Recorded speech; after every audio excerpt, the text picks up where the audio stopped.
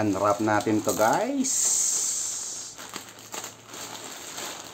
Medyo pangalawang item na to na hydro dip natin.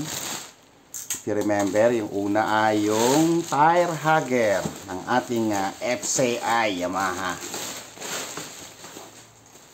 Ngayon ito, side fairings. So alam ng mga may-ari ng mga FCI na version 2, by the way, na sakit niyan ay yung side fairings nababasag. So sabi ko rin sa gumagawa nito, ano bang magandang gawin para hindi mabasag? Pwede bang lagyan ng reinforcement o whatever na remedyo?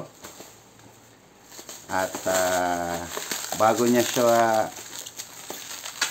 hydro dip at minat finish yung black part, nilagyan niya ng mixture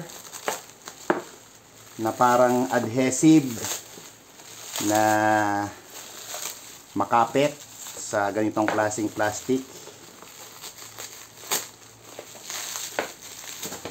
At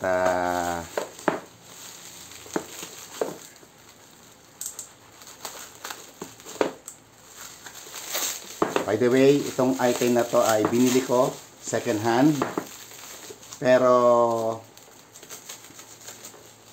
hindi pa basag yung portion na yon na palaging nababasag.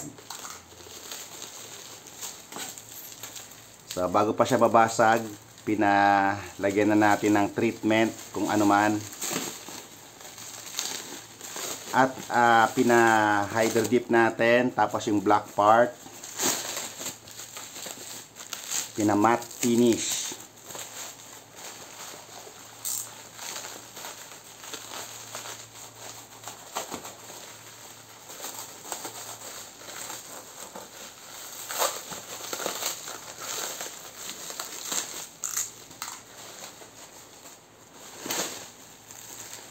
So, meron na siyang sinend sa akin na isang video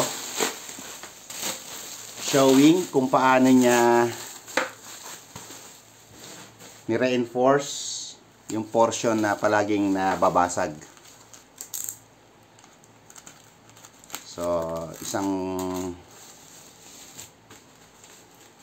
i-reveal nito ay wow. Look at you. Diba? Matte black, hydro dip, carbon fiber design, at guys, ito yung portion na napuputol somewhere here. So eto, check nyo na lang yung video niya kung paano niya to ginawa. Nilagyan niya ng parang adhesive na reinforcement. So yung kabilang, itong kabila yung kabilang side, of course. So next video makikita nyo kung paano ko to. Next video makikita nyo kung ano itsura nito pag nakakabit na sa ating Yamaha FCI V2. Woo!